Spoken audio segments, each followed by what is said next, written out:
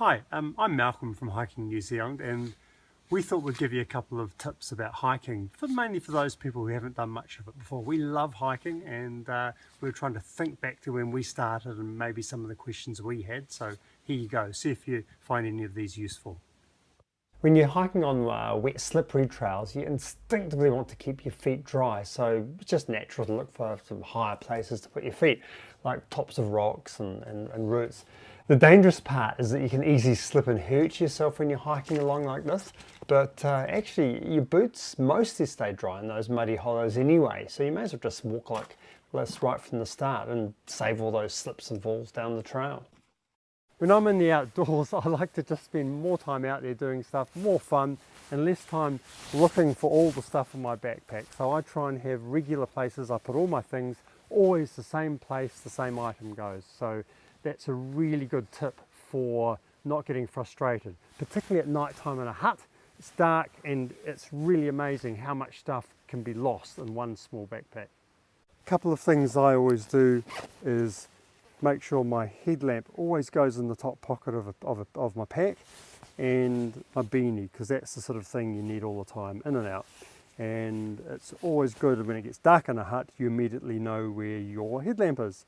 When I travel in a car, the other place my headlamp goes is in the glove box of the car. It's either in one or two of those places. Glove box of the car really useful because when you're heading into the hills, you often arrive at night time. Don't forget to keep the stuff in your top pack pocket dry. I've got a silicone dry bag here. I put something absorbent, a bit of toilet paper or cloth to take any water drops that may get in the bag, and then just chuck your valuables in, or your the things that have to stay dry. You can just fold it up. If it's a bit of rain, it shouldn't be too much of a problem. If you're going through rivers, maybe put the dry bag up properly. If you don't have a dry bag, a plastic bag will do. Make sure the fold faces down. Water goes down, so if the fold is down, you're far less likely to get water incursion in that stuff.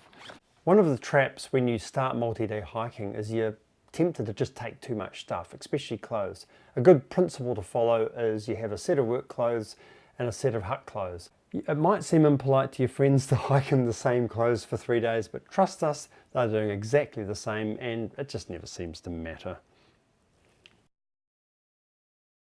So you can see these things we've talked about, they're just common sense, things that we've picked up over the years, and just have a good, safe time in the New Zealand outdoors.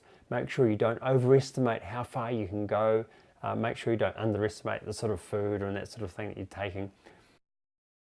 You can have just as much fun if you don't go quite as far, and the view halfway up the hill is pretty damn good too. So focus on just the fun of being in the outdoors, the journey you're having, and don't be too sort of mission focused. It's not all about the destination, it's about enjoying your time on the way.